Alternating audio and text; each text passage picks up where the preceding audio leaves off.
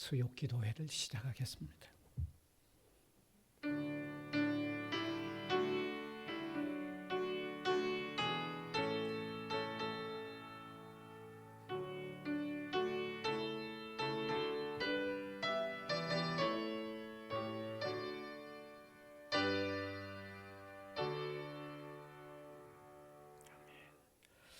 찬송가 369장입니다. 죄짐 맡은 우리 구주 어찌 좋은 친구인지.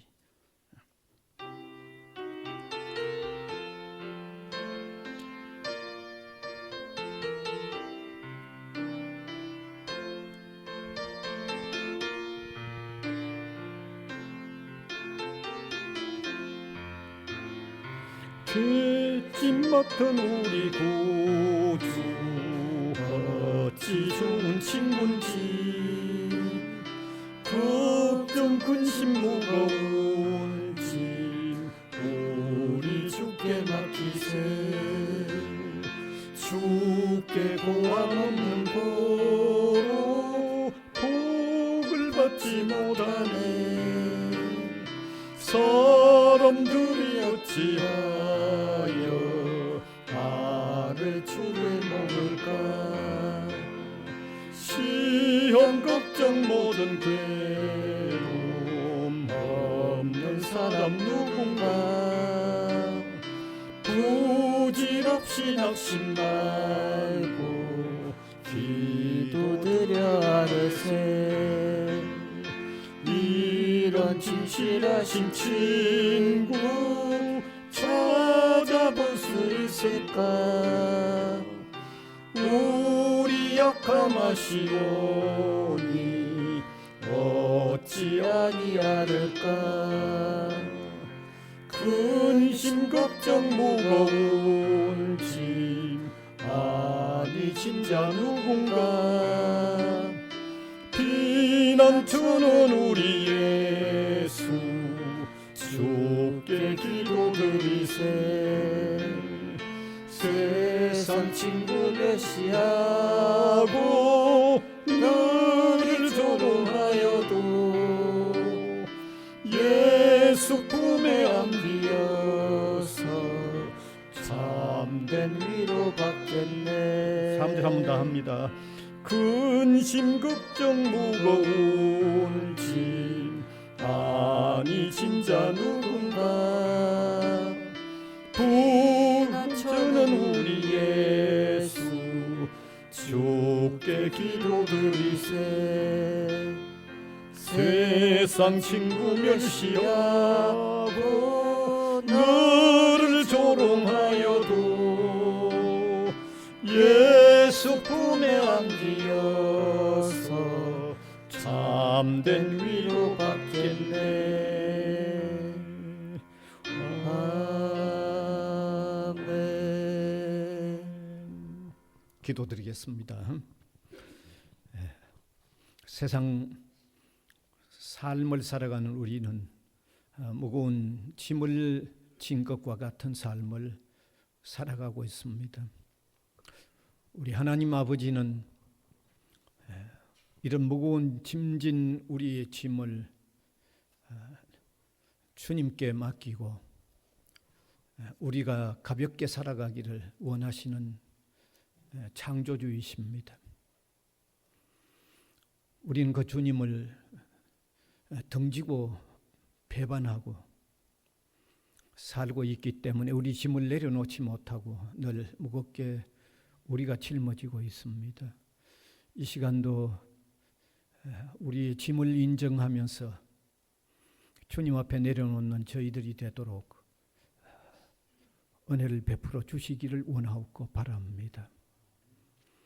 사랑하는 주님, 세상에 그 무엇을 의지해도 참된 의지가 되지 못합니다. 세상에 모든 것은 다 변하고 있기 때문입니다. 주님만 어제나 오늘이나 영원토록 변함이 없으십니다.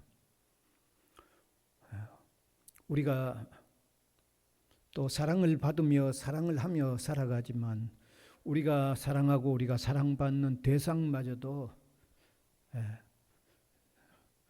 순수한 사랑의 대상과 사랑을 주고받는 대상은 오직 하나님뿐입니다. 그래서 하나님의 사랑을 진지하게 깨닫고 받아들이면 정말 그의 삶이 행복하고 감사하고 기쁘고 만족함이 있는 것을 감사를 드립니다. 이 시간도 그 하나님께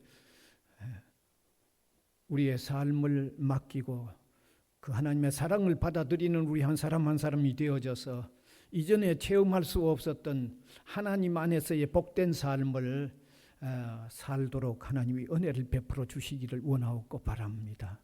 이 시간도 우리 교회에 흩어져 있는 성도들을 주님 기억하여 주사 주님 그들의 삶의 발걸음을 인도하여 주시고 또 삶의 용기를 가지게 하여 주시기를 원하옵고 바랍니다. 땀 흘려 제대로 거두어 드리는 결과물이 있도록 하나님이 복을 내려 주시기를 원하옵고 바랍니다.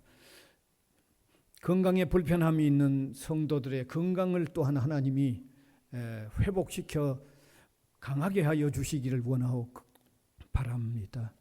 우리 교회가 대학 안에 세워져서 대학을 복음화하는 일에 더욱 최선을 다하는 교회가 되도록 인도하여 주시기를 원하옵고 바랍니다. 사랑하는 주님, 또 우리 성지 학원을 또한 기억하여 주시고 신실한 믿음의 성도에 의하여 세워져서 오늘까지 왔습니다. 사람은 부족하고 연약함이 많았지만 주님은 신실하게 또 함께해 오신 것을 믿고 감사를 드립니다. 대학이 어려워가는 이때에 하나님, 우리 구성원들이 기도하면서 이 어려움을 타개하게 하여 주시고 특별히 어려운 때를 오히려 기회로 삼을 수 있는 좋은 우리 구성원들이 되도록 하나님이 한 마음을 주시기를 원합니다. 주님께 기도하는 마음들이 연합되도록 인도하여 주시기를 원하고 간절히 바랍니다. 이 소란한 우리 한국 정치계 위에도 주님이 손을 써 주셔서 하나님을 두려워하고 국민들을 두려워하는 정치들을 할 수 있도록 인도해 주시기를 원하옵고 바랍니다. 지금도 온 세계 구석구석 어려움을 당해 있는 수많은 사람들이 있는데 그들도 어려운 가운데 눈을 들어 주님을 바라보는 기회가 되고 하나님의 은혜를 입을 수 있도록 함께하여 주옵소서.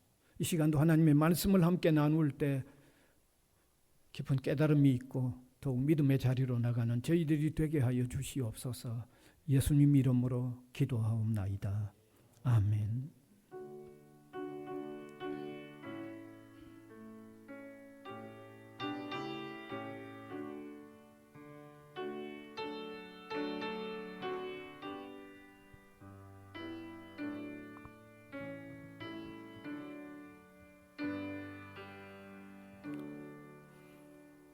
하나님의 말씀은 신약성경 마태복음 17장 1절에서 8절입니다. 마태복음 17장 1절에서 8절, 제가 한 절, 우리 회중이 한 절 교독해서 읽어 내려가겠습니다. 엿새 후에 예수께서 베드로와 야고보와 그 형제 요한을 데리시고 따로 높은 산에 올라가셨더니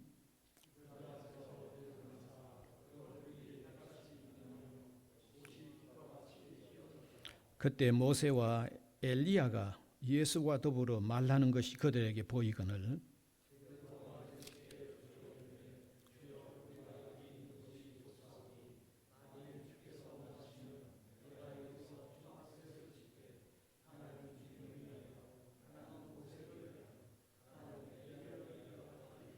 말할 때 호련히 빛난 구름이 그들을 덮으며 구름 속에서 소리가 나서 이르시되 이는 내 사랑하는 아들이요 내 기뻐하는 자니 너희는 그의 말을 들으라 하시는지라.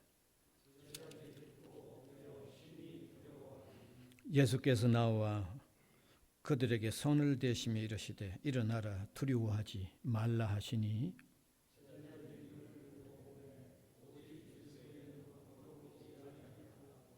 아멘.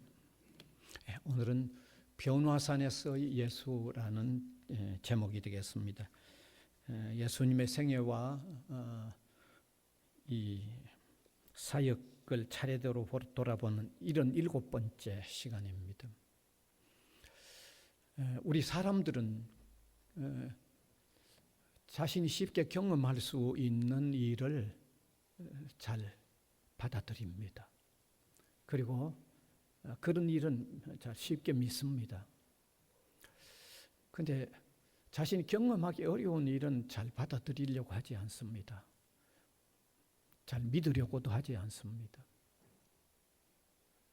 이런 경향이 신앙생활 하는데도, 사람이 신앙을 받아들이는데도 같이 작용을 하죠. 예. 어떤 신앙의 내용에 너무 신비해서 좀 쉽게 경험할 수 없는 것들은 잘 받아들이려고 하지 않습니다. 왜? 그건 쉽게 경험할 수 있는 일이 아니기 때문이죠. 그런데 우리가 알아야 합니다. 쉽게 경험할 수 있는 일, 그것은요, 대단히 일반적인 일입니다. 일상적인 일입니다. 우리가 쉽게 경험한다는 말은 살면서 쉽게 보는 일이라는 거죠. 그건 일상적으로 늘 있는 일이라는 그 말이죠. 제가 분명히 말씀드립니다. 일상적으로 쉽게 경험할 수 있는 일상적인 일은 그게 우리 신앙의 아주 중요한 내용이 되는 건 아닙니다. 그렇잖아요. 아니, 살면서 늘 경험하는 그게 뭐 그 신앙의 내용이 그게 되겠어요? 늘 경험하는 건 그냥 일상 속에 있는 일인데. 어떤 면에서는요, 경험할 수 없는 신비하면서도 그게 사실인 걸, 그걸 받아들여야 그거는 차원 높은 신앙의 내용이 되는 거예요. 아니, 평범한 거 받아들여가고 무슨 그게 신앙이에요, 그거는. 평범한 거 받아들인 게 뭐 그게 신앙이에요?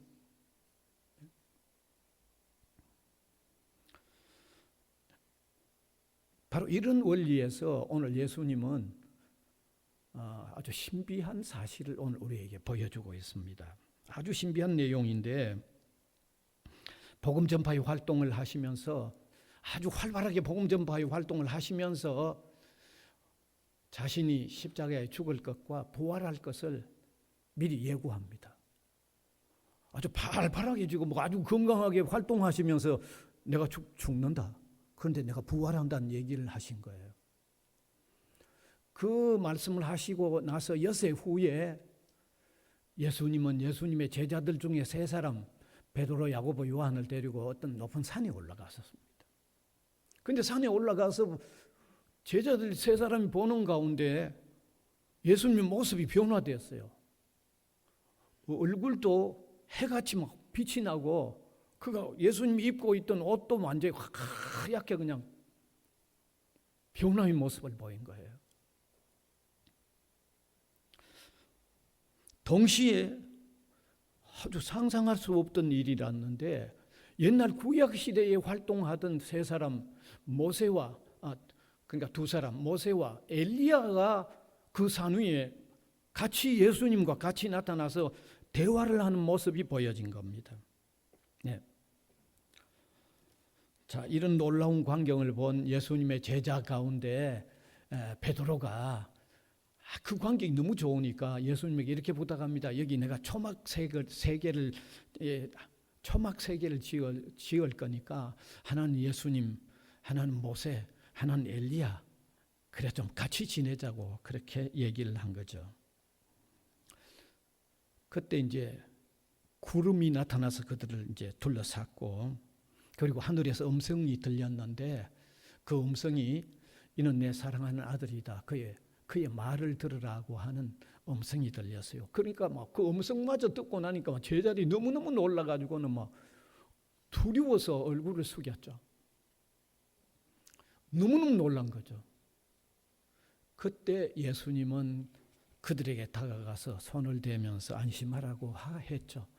그래서 그들이 조금 안심하면서 들고 눈을 떠보니까 거기 모세와 엘리야와 예수님이 분명히 있었는데 예수님밖에 없고 두 사람은 더 이상 보이지 않았던 겁니다.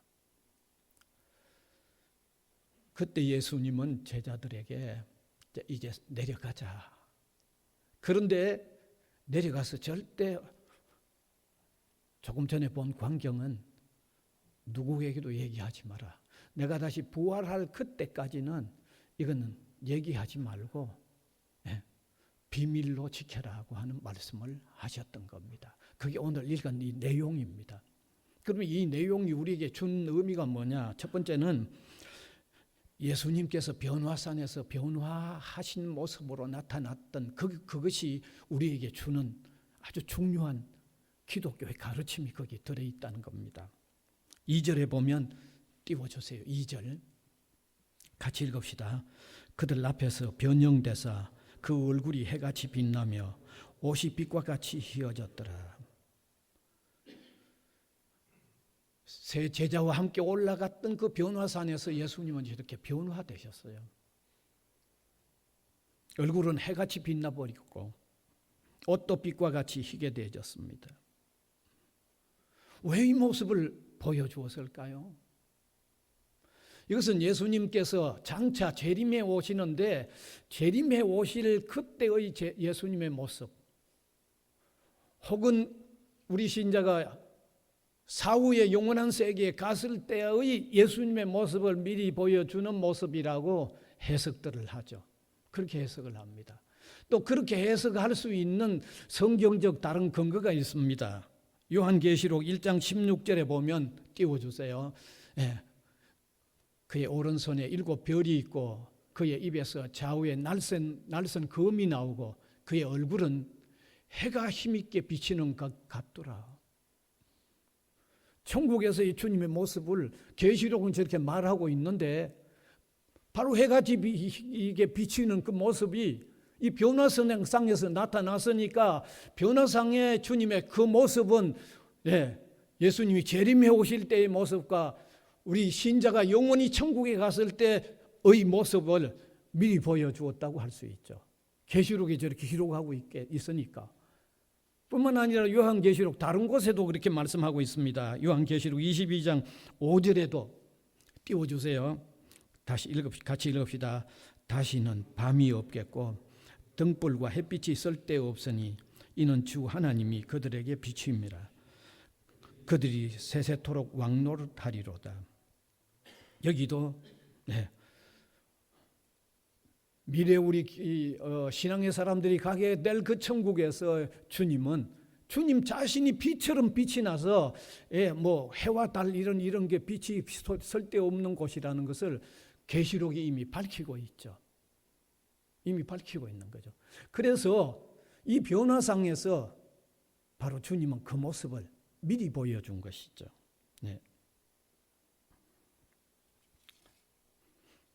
참 이 내용은 어쩌면 신비롭죠.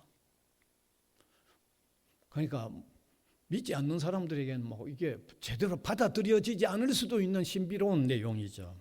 그러나 기독교 신앙은 이처럼 분명한 미래를 제시해주고 있다는 사실입니다. 미래를 이처럼 분명하게 보여주고 있다는 거죠. 여러분, 세상에 많은 종교들이 있지만 그 종교를 믿는데 믿어서 그 후에 미래 사후에 이처럼 이렇게 기독교가 이렇게 밝히는 것처럼 분명하게 밝히는 어떤 종교도 없습니다. 제가 괜히 뭐 남의 종교를 험담하고 싶지 않아요. 단지 다른 종교의 교주는 어떻게 말하고 있어요? 지금 세상을 떠나서 무덤에 묻혀 있고 그 무덤을 지금도 가꾸고 있고 그 무덤을 지금도 계속해서 참배해야 된다고 얘기하고 있죠. 여러분, 참 종교의 특징은 여러 가지가 있습니다. 참 종교의 특징은요, 미래에 대하여 명확한 것을 제시해줘야 그게 참 종교예요. 그 종교를 믿는 사람들에게 그 종교의 마지막, 그 믿으면 마지막에 어떻게 되는가를 명확히 제시해줘야만 그게 참 종교의 특징에 들어가요. 그래서 오늘 여기 예수님께서 변화상에 나타났던 이 모습은 미래 믿는 사람들이 들어가는 그 천국은 주님 자체가 빛이 되어서 지금 해와 달과 같은 이런 어떤 게 빛이 필요하지 않는 그런 세계임을 오늘 이 변화상에서 미리 보여주고 있으니까 얼마나 미래가 명료하게 표현되어 있는 종교가 아닌가 하는 것을 여러분에게 말씀드리는 거예요. 제가 성경 가지고 설명해 드린 거예요. 너무 분명하죠? 한번 생각해 보시면 참 좋겠어요. 그 다음에 두 번째, 그 변화산에서 모세와 엘리야가 나타나서 예수님과 대화하는 모습이 보여졌습니다. 본문 3절입니다. 띄워주시고 같이 읽읍시다. 시작. 그때에 모세와 엘리야가 예수와 더불어 말하는 것이 그들에게 보이거늘. 이거는 너무 기이합니다. 너무너무 기이합니다. 왜냐하면 예수님이 살았던 그 시대보다 훨씬 이전 시대의 사람들이 거기 나타났기 때문입니다. 그래서 예수님과 지금 대화를 나누고 있는 모습이 보여진 거죠. 동행했던 제자들은요, 너무너무 두려웠어요. 이게. 자, 거기에 나타난 모세가 언제 사람입니까? 이스라엘 백성을 이집트에서 해방해서 약속의 땅 가나안으로 가던 지도자죠. 예수님이 보다 1500년 이전의 사람입니다. 그런데 거기 나타났어요. 엘리야는 어떤 때 사람입니까? 엘리야는 이스라엘이 남북으로 갈려졌어요. 예. 남쪽은 유다고 북쪽은 이스라엘로 갈려졌는데 북쪽 이스라엘의 그 하나님의 예언자로서 일했던 사람인데 이 사람은 언제 사람입니까? 예수님보다 800년 이전 사람입니다. 또 다른 차이가 있죠. 어떤 차이가 있는가 하면 모세라는 사람은 창세기, 출애굽기, 레위기, 민수기, 신명기, 소위 말하면 율법서라고 하는 이 5권의 책을 기록한 사람이죠. 그러니까 율법을 대표하는 사람이에요. 그 다음에 나타났던 이 엘리야라는 사람은 그 예언자들을 대표하는 거예요. 하나님의 말씀을 이렇게 대언해 주는, 이스라엘 백성들을 하나님의 말씀으로 깨우쳐주면서 예수님이 오실 것을 예언하는 이런 예언자의 대표자가 엘리야입니다. 그 다음에 또 다른 차이가 있어요. 세 번째 차이는 모세는 이스라엘 백성들을 인도해 가다가 가나안 땅에 이르기 전에 비스가산이라는 산 꼭대기에서 거기 세상을 떠납니다. 거기 세상을 떠났어요. 그런데 엘리야는요, 예수님보다 800년 이전에 활동을 하던 하나님의 예언자인데 이 사람은 이 세상의 죽음을 죽지 않고 성경에 보면 불병거가 내려와서 그 불병거를 타고 그대로 성천 그대로 했다는 거죠. 죽음을 보지 않고 그대로 성천했다고 그렇게 되어 있어요. 자, 이렇게 어떤 그 두 사람이 독특한 차이가 있는데 이 두 사람 모세와 엘리야가 나타나서 예수님과 대화하는 현상을 보여주었다는 거죠. 이건 신비롭기 그지없습니다. 이건 너무 신비롭습니다. 그러면 이것이 담고 있는 의미가 뭐냐? 이거 첫 번째 의미는 구약 성경, 신약 성경 두 개가 있잖아요. 그죠? 예. 이게 안에 이렇게 신약, 구약 나누어져 있죠. 그런데 구약 성경도 결국은 누구를 제시하고 있는가 하면 구약 성경도 결국은 예수 그리스도를 제시해주고 있다는 것을 모세가 나타나서 입증해주고 있고 엘리야가 나타나서 대화하면서 그걸 입증해주고 있는 거죠. 제가 오늘 복잡하게 오늘 말씀드리지 않으려고 합니다. 네. 성경 갈라디아서 3장 24절을 보면요. 모세가 기록한 5가지 성경을 율법서라고 그러는데 결국 구약의 율법도 사람을 예수 그리스도에게로 인도하는 역할을 한다고 그렇게 되어 있어요. 한번 갈라디아서 3장 24절 띄워주세요. 성경은 성경으로 해석하는 게 가장 정확합니다. 같이 읽읍시다. 이같이 율법이 우리를 그리스도께로 인도하는 초등교사가 되어 우리로 하여금 믿음으로 말미암아 의롭다함을 얻게 하려 합니다. 율법서라고 하는 것은요, 주로 사람의 이 잘못을 깨우쳐 주는 거예요. 그러니까 사람이 죄가 있다는 것을 쉽게 말하면 깨우쳐 주었어요. 주면서 죄가 있으니까 죄에서 해결자 그리스도에게로 인도해 주는 역할이 모세의 역할이에요. 그래서 그런 역할을 해주는 모세가 예수님과 같이 나타났다는 거죠. 1500년대 이전의 사람. 그러면 엘리야는 무엇을 나타냅니까? 엘리야는 예언으로 통해서 예수님을 나타내서 예수님을 알려주는 역할을 하는 거예요. 그 사실도 성경 누가복음 24절 25절에서 밝히고 있습니다. 같이 읽어봅시다. 이르시되 미련하고 선지자들이 말한 모든 것을 마음에 들이 믿는 자들이여. 이 말이 무슨 말입니까? 예수님이 오셨는데 예수님이 안 받아들이니까 미리 선지자들이 예수님 온다고 했는데 그것을 미리 얘기했는데도 왜 안 믿느냐 하는 그 말을 지금 여기 적어 놓은 거예요. 그러니까 이 예언서들도 결국 예수님을 알리는 일을 한다고 그 말을 한 거죠. 그런 두 대표가 예수님에게 만났다는 것은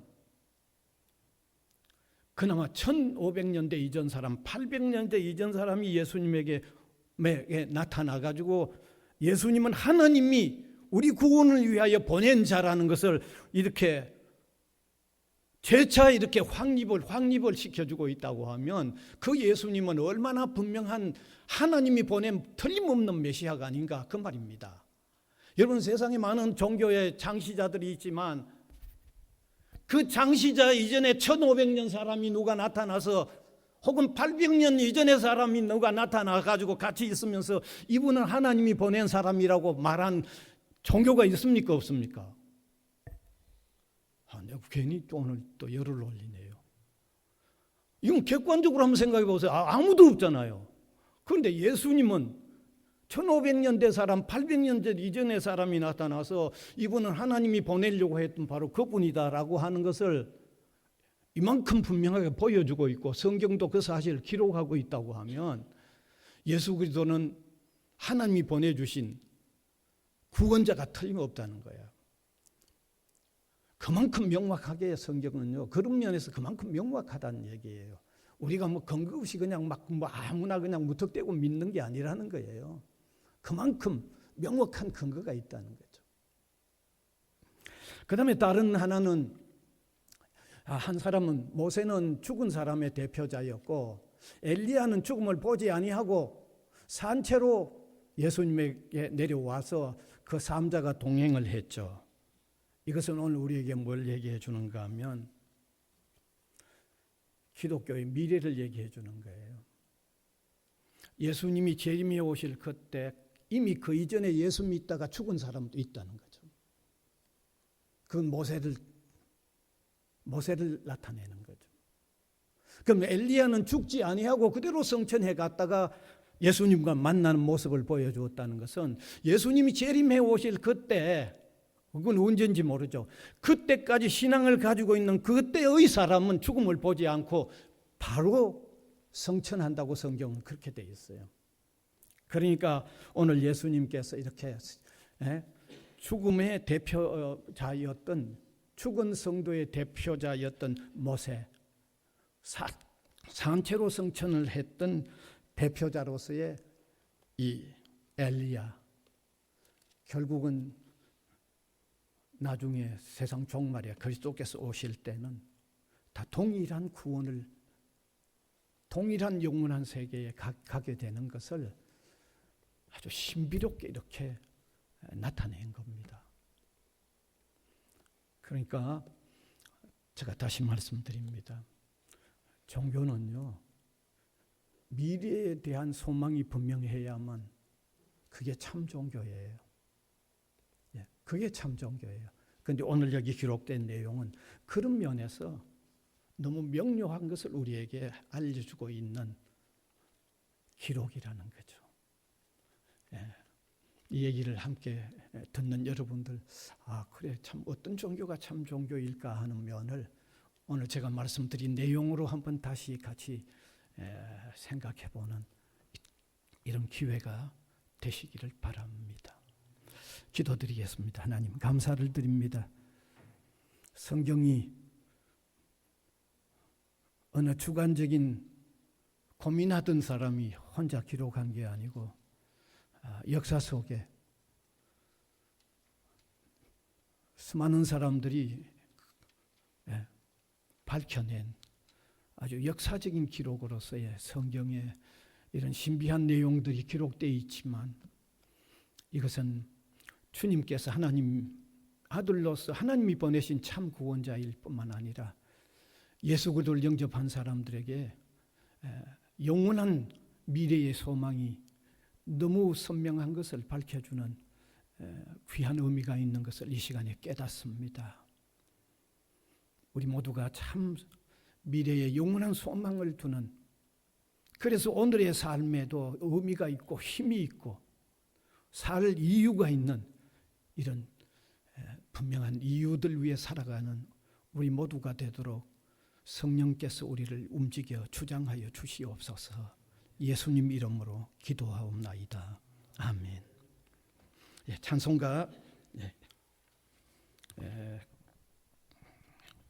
516장입니다.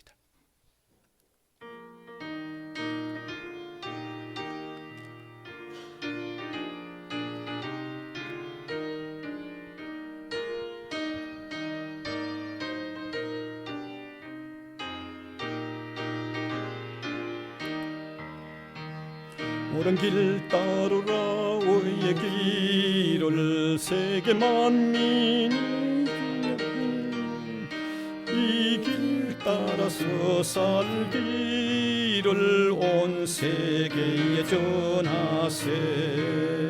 만 백성이 나갈 길 어둠 밤 지나고 동튼다. 환한 빛 보아라 저 빛.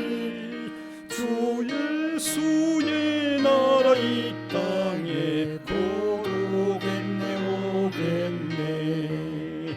주 예수 따르라 승리의 주. 세계 만민이 나가 길과 진리요 참 생명. 내 창검을 부수고 다 따르라 화평왕.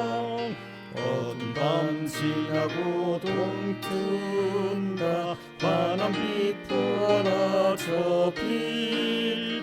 주 예수의 나라 이 땅에 곧 오겠네 오겠네. 놀라운 이 소식 알리오라. 세계 만민을 구하려 내 주 예수를 보내신 참 사랑의 하나님. 만 백성이 따를 길 어둠 밤 지나고 동튼다. 환한 빛 보아라 저 빛. 주 예수의 나라 이 땅에 곧 오겠네 오겠네.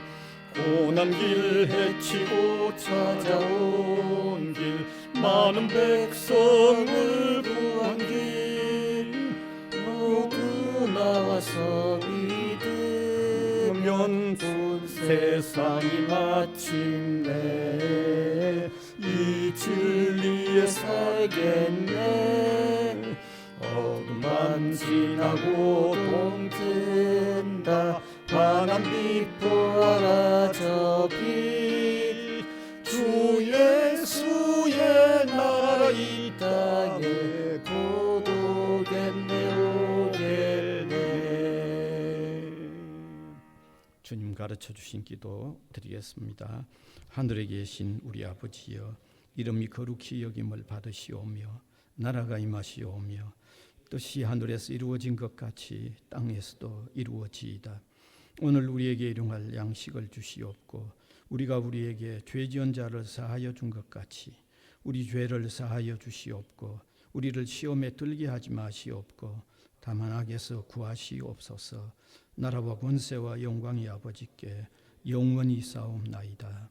아멘.